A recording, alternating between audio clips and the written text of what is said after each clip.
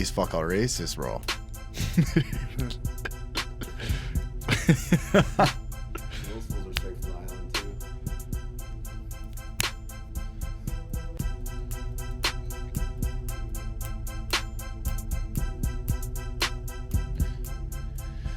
Just a couple of average bros with above average fantasy football knowledge. Bing. Bing. Welcome to episode 39 of season 2 of the Average Bros Fantasy Football Podcast. This is going to be a quick little mini episode. Basically, we're just going to go over the Thursday night game and kind of whatever else we want to talk about. So, we got Thursday night, we got the Chargers playing the Raiders. Little AFC, what is that, AFC West? Yes. AFC West I believe divisional so. game. I'm just guessing because they're on the West Coast. So. Yeah, I'm pretty sure, yeah. Because you guys are AFC East, we know. Anyways, we got a little AFC West divisional game this Thursday night. Not the most exciting game, but not. I think it'll be exciting. Yeah. I don't think it'll be a bad game. Who do you guys like non-fantasy, like just to win? Chargers. Kind of like the Chargers. What was the spread? Chargers -1. Yeah, I mean, it's basically a pick 'em, which it makes sense, kind of. We'll go with the upset. Ooh, a little Derek Carr action. God, you love Thursday night Derek Carr. upsets. No, it's just Thursday night games that they're like. Yeah. I don't know what it is, but they're just like because I've lost like tickets on them a lot. Right.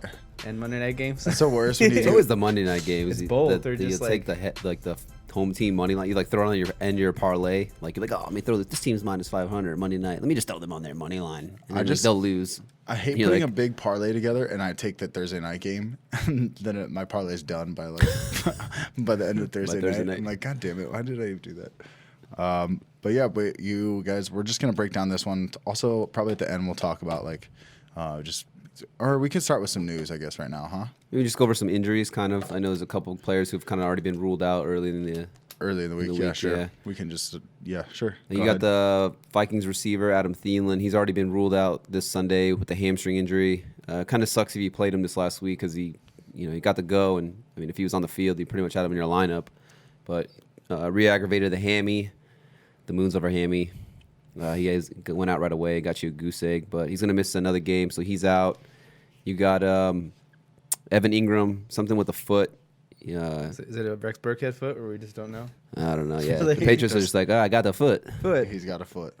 But Evan Ingram, the tight end for the Giants, he's already been ruled out. So you kind of, at least already he's out. You don't have to play Russian roulette, game time decision, or wondering, questionable and whatnot. Or maybe he pulls a Thielen where he goes out there and gets hurt right away and gets you a goose egg. So at least now he's out. You got David Johnson, the running back for the Cardinals. A reporter said that he pretty much said like he's 100% going to play. He's good to go.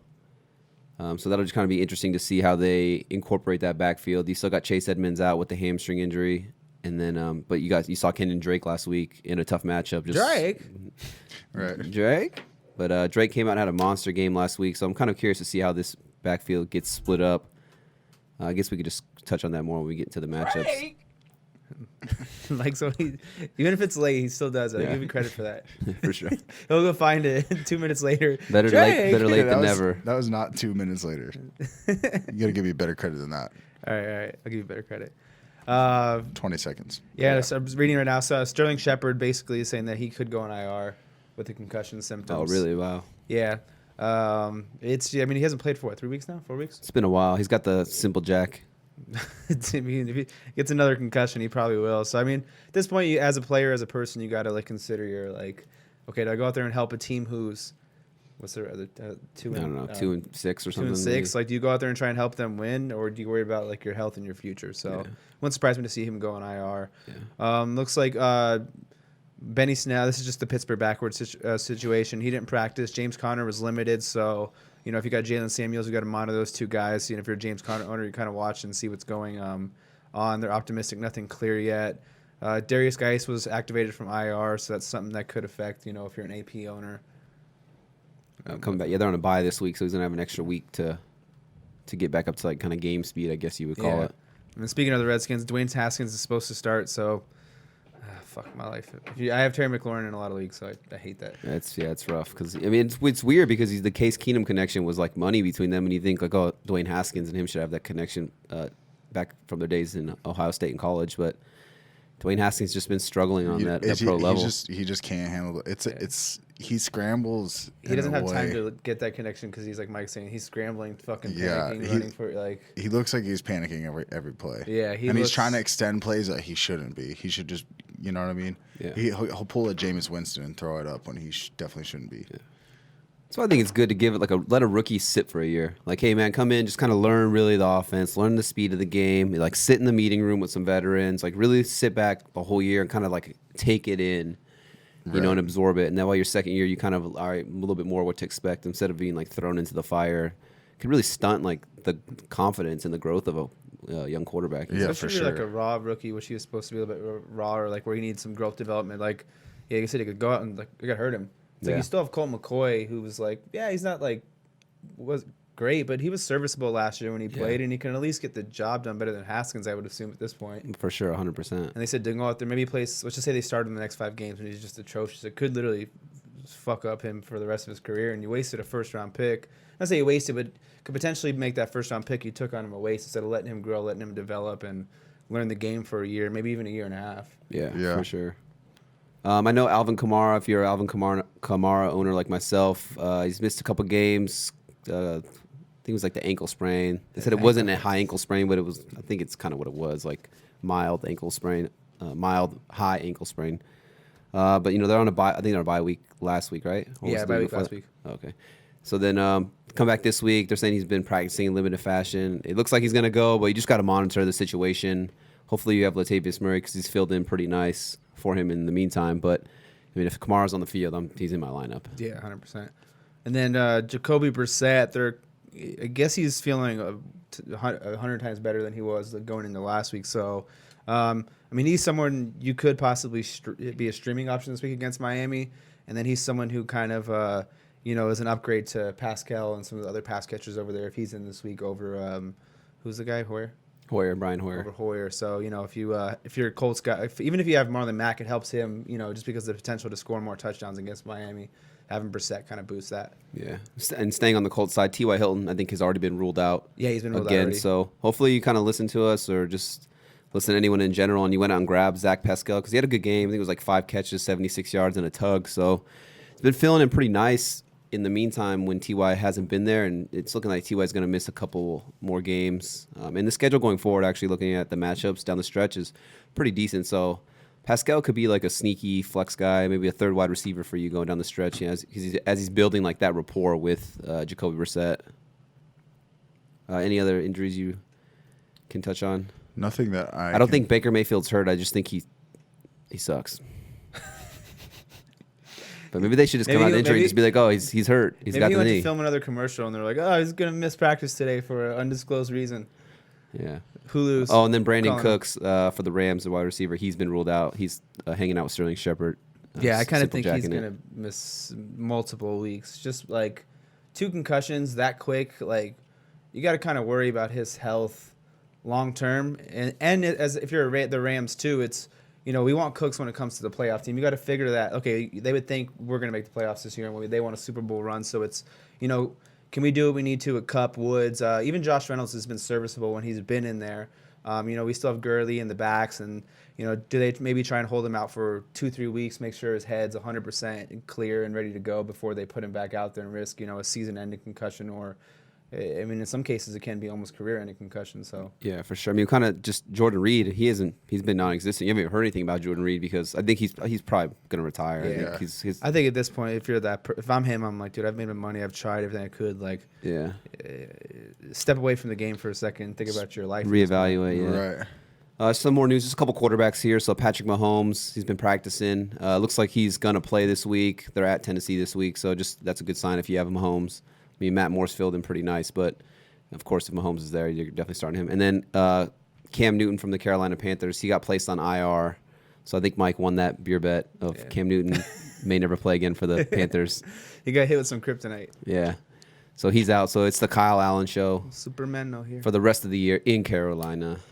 Any other injuries? I mean, the Preston Williams, the rookie wide receiver from Miami, he's out for the year. We kind of touched on that in the waiver wire episode when we said to go get Devontae Parker. I think we've touched on everybody. Yeah, sounds good. So you guys want to talk about Thursday night game? Let's do it. Let's do that Thursday night do football. If you're listening to this, it's probably Thursday, and you're ready. You're ready to watch some points score on your fantasy team. Am I right? This could be a shootout. We'll see. But let's start on the Chargers side of the ball. Lighten up Phillip Rivers. You lighten him up. You fucking line him up. You put him in your lineup. You're gonna fucking give him one of those 1-2s. We get him you're in, Rivers. Rummenheimer, you're in. Yeah, I like Rivers this week. If you got him, just some numbers on him right now. Actually kind of crazy when you think about who leads the NFL in passing yards. It's actually Phillip Rivers, but you wouldn't think so because he hasn't been having this crazy good year. But leads the league in passing yards with 2,609 yards, averaging 290 passing yards. And these are just good to know that he's, throwing for 290 passing yards a game and leading the NFL because the Raiders are actually giving up the most passing yards a game. They're giving up 297 passing yards a game. And they've also allowed the second most passing touchdowns, 22 passing touchdowns so far. So, the stars are kind of aligned right here for Rivers, even on a short week to come in and kind of put up, at least some low-end QB1 numbers, I would assume.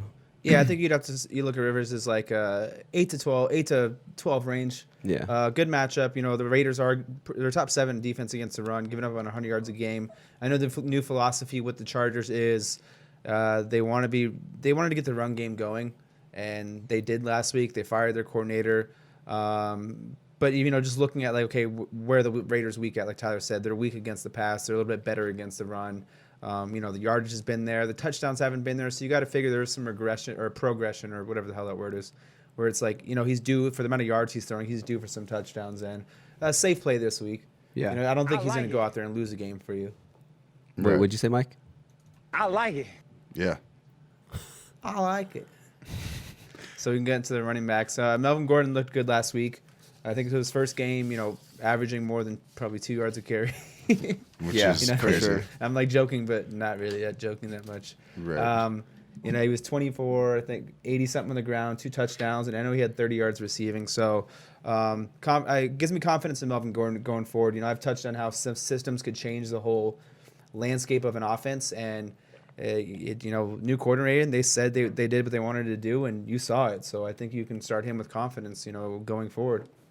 And this week. Yeah, it's just tricky for Gordon here. So, looking at some of the numbers here, he has 4 touchdowns in the last 3 games. It could be 5 touchdowns, actually, if he didn't fumble the one at the 1-yard line, actually for the game against the Titans. So, but 4 touchdowns in his last 3 games, but he's only topped 50 yards once since he's come back from the holdout. And that was this last game where he put up, I think it was 109 total scrimmage yards. So that's kind of like, you like seeing the touchdowns, but the total scrimmage yards aren't there. And then also the last 4 games, his rushing attempts have been 8, 16, 8, and 20. But, with that being said, I find it'd probably be hard to bench him. I think but like you just said, the Raiders are pretty stingy against the run, right? They were giving up 90-something yards a game. But my thing is I point out the philosophy is they fired the coach.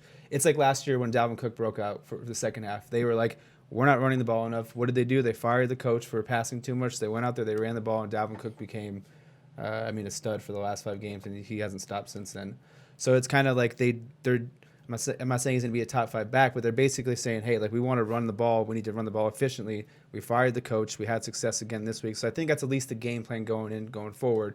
Now, does he run for, 2 yards a carry or 4.5? I can't tell you that. But does he probably get, another 15 carries on the ground, maybe more? I think that's in the high probability. For me, honestly, the Melvin Gordon and Austin Eckler, because I think you can play both of these guys. They're just more like RB2 guys.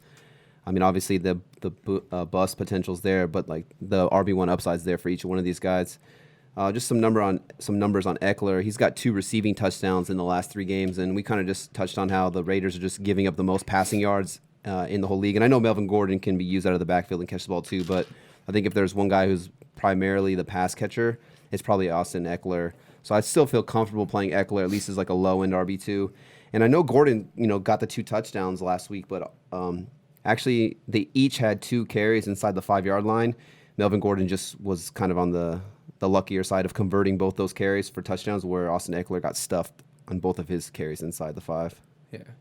Just looking at some quick numbers, it's like I think there's something with both these backs to see a little bit more efficiency on the ground. I mean, Melvin Gordon was not running very well before that, but neither was Austin Eckler. I mean, 5 rushes for 14 yards, 5 rushes for 7 yards, 3 rushes for 3 yards. It's maybe they've switched up the blocking scheme, went from like a power to zone. I don't know what they were running before, but there's reason to believe that maybe they switched something up, and it's going to be working for both these guys going forward. I do notice too that Austin Eckler's snaps were the lowest they've been all year last year. They were 34% for Eckler and 65% for Gordon. Yeah. So that's something where it's like if I'm a Gordon owner and not an Eckler owner, if I see that again, that kind of gives me like a boost of confidence that, okay, maybe he's back to his role and Eckler's back to his role going forward if we see it for 2 weeks straight. But yeah, I agree with you. So I think you can start both these guys. Yeah. I mean, just some more stuff on them. They did get the left tackle back, Russell Okung, I think his name is. So that's obviously going to boost the offensive line and help the run game right there. But, I mean, kind of a tough matchup this week. Next week, they have a juicy matchup. It's a green-rated matchup. When we say green-rated matchup, that means it's like versus one of the bottom 5 defenses in terms of allowing the most points to that position. But after that, I think they have a bye. But after that, would you maybe be trying to move Melvin Gordon? Because the playoff schedule, weeks 14, 15, and 16 is, I mean, it's not your dream scenario playoff schedule here, especially for a running back who's splitting carries and kind of a shaky offensive line. But week 14, they're at Jacksonville. They're the 15th hardest. Then next week, they're home against Minnesota, who's a red-rated matchup. They're the 28th hardest, meaning that they're pretty stingy against the run. And then they finish up the season at home against Oakland, who's the 20th hardest. So kind of a tough playoff schedule. I mean, if you have Melvin Gordon and he kind of goes off these next 2 weeks, would you try to move him, or are you just kind of holding tight on him? I mean, it's like move him for – I mean, if I need a receiver and I'm deep at running back or I need help, yeah, I can move him, but – you are risking the chance that he is a top 10 back the rest of the way. Yeah. It's a realistic risk, and you have to understand that if you're going to move him. I had a friend ask me for trade advice a minute ago, and it was Melvin Gordon, Aaron Rodgers. No, it was Aaron Rodgers, Devontae Freeman, and Cortland Sutton for Melvin Gordon and Stephon Diggs. And I told him, I was like, and he's like, I have no quarterback. He had no quarterback. Yeah. So I'm like, it's not a bad trade. You're giving up more, and you're kind of almost breaking even with the other two, but you're getting a quarterback in return. I was like, and he has some running back depth too. He's like James Conner. I'm like, but understand that like there is the possibility that going forward, Melvin Gordon is a top 10 back. And I was like, just know that that's a range of outcome in there. And he's like, I'm cool with that if that happens. He's like, I need the quarterback, and I got some depth. So, that's kind of what I'm saying. Like, you can make that flip to move, and he did that, and he got a quarterback and almost broke even on the receiver running back side. Yeah. But he was able to do that. So that's where I'm okay. But you do have to understand that it's in the range of possibilities that he is a top 10 going forward. And even with the schedule, it's not like these guys are shutdown defenses, and sometimes just talent and team can overcome a tough matchup. We see it week after week. So, like in a straight like that, like I said, that kind of worked out for him. So it's like I'm not going to move him just to move him, but if I'm getting something to help my team in the playoffs, then yeah, I'm okay with it. Just kind of like running back that popped in my head off the top of my head here. The schedule for David Montgomery down the stretch is money, and we actually touched on in the Instagram. It's @AverageBros_fantasy_football. But, we kind of did a poll of like the first half for David Montgomery has been super tough, but the second half is one of the easiest, a ton of green rated matchups down the stretch for him. Mike Some loves porno it, dude. music. Yeah, Mike loved Mike's it. getting turned on He over loved there. that schedule. But we've kind of seen David Montgomery kind of emerge, 2 games of 20-plus points back-to-back games. He's been on the field 70-plus% of the snaps. Would you move Gordon for like a Montgomery just because okay, this guy's getting 70-plus% of the snaps, all the goal line carries, or are you just kind of holding tight with the top 10 upside of a Gordon? This is kind of like a top of my head kind of guy. I personally would. No. That's just Montgomery had a good game 2 weeks ago. If you take away those 2 touchdowns last week, he's back to where he was as far as 2-point-something yards per carry. Even the game before, he had 20-something carries. He broke off one run, which is the first run he's broken off all year. You take that away, I did the math. He was at 3 yards per carry again. Yeah. So it's just the efficiency. I'm just not seeing it yet. I could be completely wrong because he's a rookie and he could develop, but I'm not risking it. Me personally, that's my own personal feel on it. For sure. Interesting. You You want to move on to tight ends? I mean, we we do the receivers. Oh, yeah, we do receivers, yeah. Fuck me. I mean, what? Let's go. Fuck you. I mean, with that being said, earlier we just touched on Rivers, talking about how, most passing yards and then the Raiders are just giving it up through the air. I think this is kind of where we see maybe a Mike Williams breakout game. And here's a guy I was super high on coming into the year, and it just kind of hasn't panned out. But it's kind of been like it's like he had 54. He has 54 targets this year, right? 0 touchdowns. Last year he only had 66, but he had 10 touchdowns. So it's like the touchdowns. It's just crazy to think that he hasn't had a touchdown because he's gotten 7. He's gotten 8 end zone targets. So he's gotten 8 targets in the end zone, but he's got 0 touchdowns. And the 8 end zone targets are 7th most in the NFL. So the opportunity is there. He just hasn't, capitalized on it. So I think this could be a game where he does capitalize finally. Maybe we see like a 2 touchdown game out of Mike Williams here, especially because the Raiders are allowing the 2nd most points to wide receivers, the 3rd most points to wide receivers who line up outside. So I think this could be a big game here for Big Mike Williams. He's also averaging 18.3 yards per catch, and that's the 6th most in the NFL in terms of yards per catch. I feel like he had a 3 touchdown game against the Raiders last year. I think it was the Chiefs because he had that walkout. Yeah, knew it was AFC West team. Yeah, but I think it was a Thursday night game. So maybe he's just the Thursday night whore. He's the Thursday night guy. He just goes out there and fucking whores out on Thursday nights. He's a guy for me. Maybe it's just because like it's a man crush, but he's a guy I'll be trying to trade for if I can. If I can get him on the low. I mean, I'm not selling the house for him, but if I can move him, maybe someone's kind of just frustrated with him because he's not scoring any touchdowns. Because like I just said, there's definitely gonna be some positive regression coming. I mean, it's just. The targets are there. The end zone targets there. The red zone targets are there. I mean, 18.3 yards per catch. Everything is there. It's just it's kind of like a mirage of how he hasn't been able to find the end zone after getting 10 touchdowns last year on only 66 targets. So I think there's going to be some more positive touchdown regression coming for him.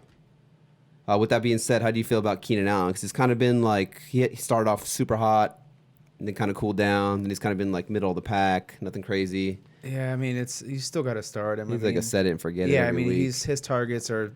It was down last game, but I mean, still week 8, 10 targets. Week 11, week 7, 11 targets. The eight targets only the receiver position in general last week. Yeah. 10 or Hunter Henry. So I hope we don't see that again. Otherwise, we're going to see kind of a probably down games from Mike Williams, Keenan Allen. But yeah, you're still rolling him out there. I think he's more of a. You kind of had him as a wide receiver 1 in the beginning of the year, but with some other guys emerging, I think he's, kind of a low-end 1, wide receiver 2 at this point. You got to adjust as the season goes on and kind of understand what you have. Is he like a buy low target for you, maybe? I mean, obviously you can't trade for him right now, so maybe if he goes out and has a huge game, it'll be tough for you to kind of buy low on him. But let's say he just has like a pedestrian game. Maybe he just has like 6 catches, 80 yards type of game, nothing crazy, no touchdowns. Is he a guy you're trying to maybe acquire on the low before the trade deadline? Possibly. Or you just kind of like it's too up and down. You're not sure. You don't want to play the Russian roulette of boom bust each and every week. Yeah, I think it's kind of. I just think what you'd have to give up to get him because the name is going to be too much. Even though he is up and down, and you're trying to buy low, and I just think that his name and what people do early in the year kind of sticks with them. It's like, oh, I have Keenan Allen, like you got me, like he was a wide receiver like 1 almost for the first like 5-6 weeks, and that kind of just sticks with people. Yeah. So sometimes it's hard to pry him away. You'll have to probably give up more than you want to, unfortunately. For sure. With that being said, Hunter Henry, I think with the tight end landscape, you just said he had 10 targets last week. Yeah. So yeah, you're definitely starting Hunter Henry here, especially with the touchdown upside. They like to use him in the red zone and he gets all those end zone targets as well. What about the Chargers defense? They shut down Aaron Rodgers and this whole Packers offense last week. Well, didn't you know that Aaron Rodgers, they said they didn't prepare for the game. That's why. Did you see that? No. I guess Aaron Rodgers said that about the team. Really? Yeah, he's like, yeah, we just didn't prepare. That's what happened. Okay. It's good intel, dude. No, but I'm just saying. That's why you're the locker room correspondent. I'm being sarcastic. I'm not saying I'm making an excuse for the defense to be good. But yeah, I think you can play the Chargers defense. I just think that there could be a lot of points scored in this game. Yeah, 49 point over under. I actually like the over in this game. I do think it's kind of a lot more points. That's what I get afraid of when I play defenses. Like, even though I could see Derek Carr making some mistakes, I do think it's a divisional game, and I think it will be kind of a passing shootout. Yeah. Yeah, I don't know if I'd be playing the Chargers in this one. I mean, you got like you touched on the waiver episode, you got the Giants out there who've been pretty decent against defense. They're playing against Sam Darnold. He's a turnover machine. I'd rather play like the Lions defense against the Bears. Yeah, I mean, you got the Ravens. They're at Cincinnati. They were, like 50% available, and then you got like the Colts who are going to be playing against Miami. Yeah, there's a couple different defenses that I'd rather play over yeah. the Chargers. For sure. Yeah, and I mean I was listening to like I've kind of been listening to just like NFL people podcasts, like where it's not like they don't have fantasy in mind, Right. and it's just like they just talk like straight football, because I think it gives a little bit of a different perspective, because it's like fantasy football, anyone who talks it, they're so like analytical, where it's like numbers, this that, and to step away and kind of listen to people like talk just on the football side, it gives you more of like, okay, like you get a different perspective and viewpoint. You from can it. kind of see the game script a little bit better when you look at the game like that, I think. Yeah, and they were talking about how Derek Carr they just have a top 5 offensive line this year in general, like through the run, through the air. I know the Chargers do have a good defensive line, but I mean he's only thrown 2 picks in his last 1, 2, 3, 4, like 8 games. Quarterback rating's been pretty high. I mean over 100 for the last 1, 2, 3. He's just basically not having a lot of turnovers. He's not getting sacked a lot. He's been sacked once in the last 5 games. Derek Carr. Yeah, so you're not seeing like the things you want for defense. And like we said, there's some better streaming options out there. So kind of like I'd probably try and find a better streaming option this week. Like I said, just looking at the sacks, the offensive line play, they were talking how he's actually starting to create some stuff with his legs. Like he's moving in the pocket, he's extending plays a little bit, and that's why you've seen him be efficient over the last 3-4 weeks. So I'd probably, like I said, try and find one of those streamer defense we just all touched on. Yeah. Sure. With that being said, Derek Carr, I mean, how do you feel? You were just touching on some numbers with him right there. His streaming option this week, like I mean, they've been good, but it is a tough matchup. It's a Thursday night game. They're always tricky these Thursdays. I don't think I'd ever feel comfortable throwing Derek Carr on my line. Yeah. I think I did one time. I Like mean, he was like on a hot streak of like, oh, he scored like 20 points in like 3 straight games, and like he had like a money matchup, and I was like, oh, let me stream him this week, and he got me like 4 points. After that, he's been dead to me since. Well, that's so funny because that's coming from the guy who played Ryan Fitzpatrick last week.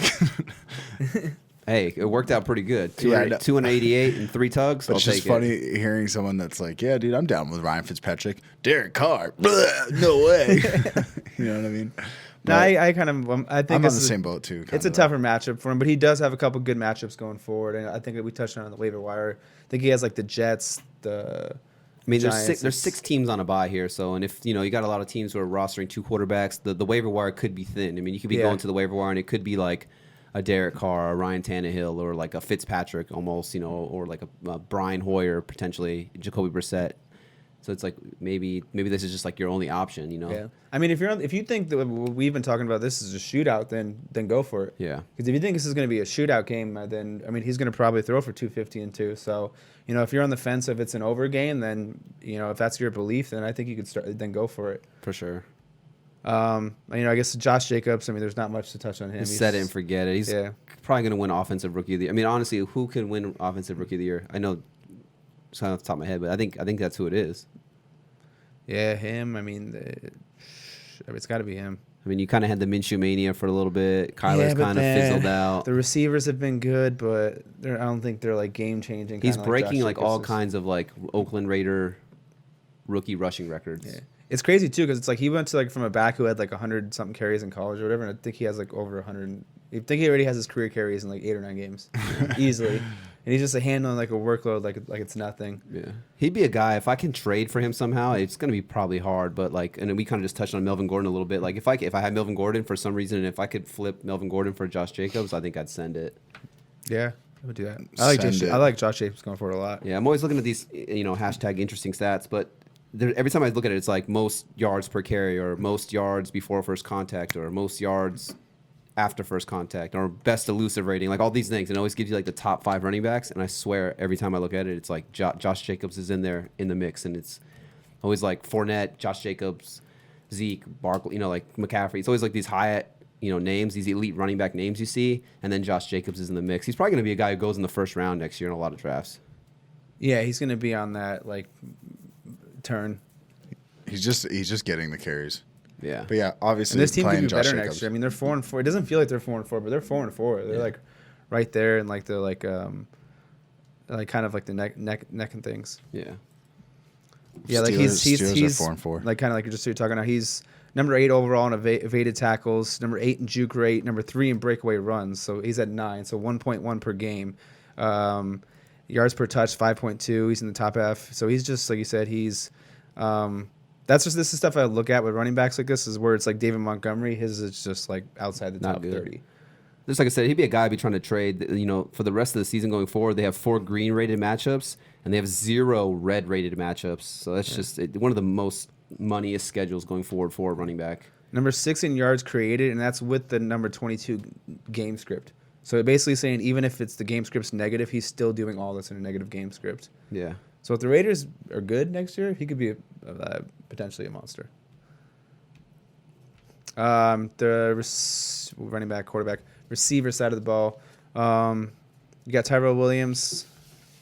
You comfortable with him? If it's weird because like we're talking about Derek Carr, yet he has a tough matchup. So it's how do you weigh are you comfortable with Tyrell Williams even though he has a tough matchup? But if you're expecting Derek Carr to have a good game, so it's like, I'm trying to like balance that out in my head personally. One thing I noticed with Derek Carr is he won't hyper target a guy. Like he spreads the ball around a lot. He'll the game will start out and they'll be like, oh, Derek Carr's got 9 completions to 7 different receivers. That'll be like a stat you'll hear in the game. Yeah. And like the backup running back or like the third string tight end will have like 2 catches, and he tends to spread the ball around a lot. Plus, he's going to see a shadow from Casey Hayward most likely, so that kind of makes me nervous. I don't want to say I'd fade him, but depending on your roster, if I have some better options, he'd probably be a fringe guy for me. Like depending on my roster, and with all the buys, obviously there's a ton of buys this week, 6 teams on a buy. It just depending on my roster, if I have some better options, I think I'm probably fading him just because of the shadow with Casey Hayward. Would you feel comfortable with him? He's more like the wide receiver 3-4 this week for me. Yeah. It's like somewhere where it's like I'm trying to find better options, but if I have to start someone, he's still the one there in this offense. And like I said, if you believe it's going to be a shootout type of game, someone's got to catch the ball. And who is that someone going to be? Tyrell Williams? Maybe? Question mark? With confidence. Or Darren Waller for 10 catches? Yeah. What about Hunter Renfrow? Because he's kind of come on lately, the rookie out of Clemson. Yeah. That slot guy. But also, again, he's going to be seeing probably a lot of Desmond King, who's one of the best, if not the best, slot cover corner in the entire NFL. Yeah. I'm looking at some stuff right now. He's kind of like an interesting name for me, where he's someone I'm kind of maybe deeper adding with those 2 matchups coming up where they have, I know they have 2 good matchups coming up. I don't know if he's someone I'm starting this week, but he's someone if I'm in a 3-receiver league and I think there's a couple buys next week, or I just need some help. He's someone I'm kind of stashing and waiting to see if he could string together 3 good weeks. He's someone we could be talking about as a play going into those good matchups next week. Yeah, if there's probably one pass catching guy on this offense that I feel comfortable, it's probably just Darren Waller, just because we've seen him get it done. I know the last game or 2 hasn't been anything great, but still, just pretty much a big oversized wide receiver there, and Mike, you always touch on it when the quarterback's kind of like, panicking or, maybe doesn't feel as confident to, push the ball against a Casey Hayward or Desmond King, who are, one of these top tier corners. Maybe he does lean on Darren Waller a little bit more. I will say this, though. Desmond King's given up an 81% catch rate. Yeah. So that's a pretty high catch rate. It doesn't mean that they're breaking long, plays off of it, but it does mean that he's giving up a high percentage of... He's like containing them yards-wise. Yeah, he's containing them, but we could see could it be like 5 for 50? Could it be like a skewed stat of like, okay, he only gave up 3 out of 4 catches, but 3 catches for 15 yards or something like that? Because you're giving up a 75% catch rate, but you're only giving up... Well, that's what me and Mike were saying. Okay. It could be like... Yeah, like he's like containing their like the yardage, but he's still, you know what I mean? Couple Still catches, still bringing the ball down. Yeah. Getting maybe a first down, but that's it. Sorry, I'm pulling up some deep like... I like it. I like it. Slide rate. Testosterone. Testosterone. Testosterone. Darren Waller's got a ton of that. Ton of what? Testosterone. Testosterone. There's testosterone high today. It's saying his yards per reception allowed is 14.7. Yeah. So, and his yards per target's about 9.6. So, I'm some- not starting him, but like just something to note if we going matchup forward where it's like we're talking about these guys. It's like, If it's like, I think maybe this week I'm leaning Desmond Yeah. King over. Oh, Renfrow. yeah, no, But I'm it's like I'm saying if we're it's just like a Cooper Kupp or Desmond King, then I'm not worried about It's just the Cooper something, or Kupp. like if we have another, I don't know who they play, but trying to think of a decent slot receiver off. Like Jameson Crowder, it might be a decent one. Yeah. They might play them where it's like, okay, like he's someone in that matchup where Then it's maybe like, I'm not worried about it. yeah, that's kind of just where I'm kind of trying to note with that. But yeah, I don't think we're really starting either of these guys this week. For sure. And then the Raiders defense, but we just touched on Darren Waller. I think you're starting him every single week with the you're upside he not has. And then the Raiders defense, you're giving him the most passing yards to the quarterback who has thrown the most passing yards. Yeah, gross. Not playing the Raiders defense. Mike, What? you got anything? No. He's just hitting the drops. Mike's just over there fucking around the computer screen hitting drops. Is that John Cena? This is what we have to deal with. But we couldn't make this happen without him, though. Yeah, I'm like a. You're like we're like Batman and Robin, and you're like the butler guy. Like no one knows who the butler is, but he does all the secret shit for Batman in the cave. Like, see Batman, your suit's already. Alan or whatever. I've gotten all your weapons and you're gassed up I the would say- Batmobile. I thought you were like Batgirl. You know what I was? Batgirl, Batgirl with a mustache. Or you're like Nightwing. You know what I'm like? I feel like when the flu. Like okay, I feel like I'm the flu. Like Are you ready for it? I like. His hand's ready to the No. drop. No, I'm saying that I'm like the flu because in order to get get a what do they call it when you get rid of the flu? It's a flu shot, but what's it called? A vaccine? Vaccine, yeah. In order to get a vaccine, you need the virus. Yeah. So it's like I'm like helpful, but I also am like because I'm creating vaccines, but I'm also the flu. So it's like I'm getting everybody sick too at the same time. So it's like catch-22. You know what I mean? And I don't know what you mean. That was just a quick little episode for you guys. Episode 39 of season 2 of the Average Bros Fantasy Football Podcast. We hope this helped you guys. If you want any advice from us, go check us out on @AverageBros_Fantasy Football on Instagram. We get back to you pretty quick. But if you're one of those guys where you help us out, give us a follow, give us a subscribe on YouTube. It really just, give us some support. Give us a little bit of support, you know what I mean? Some supports are on. We're sport, Supports are in. a little shash around, you know what I mean? Look, we're supporting your fantasy team, and you support us with this podcast. That'd be great. Give us a review on Apple Podcasts app or Castbox or whatever app you use to listen to podcasts. If you could give us a rating, that would be amazing. We appreciate you guys. Shout out to Adam is Fanny, most recent subscriber on YouTube. Congratulations. Good job. You pressed the button. Thank you. That's all I got for you today. This has been the Average Bros Fantasy Football Podcast. We're out. Yeah, it's an interesting website. We use this at all times. Playerprofile.com. You can see a lot of in-depth stuff on there.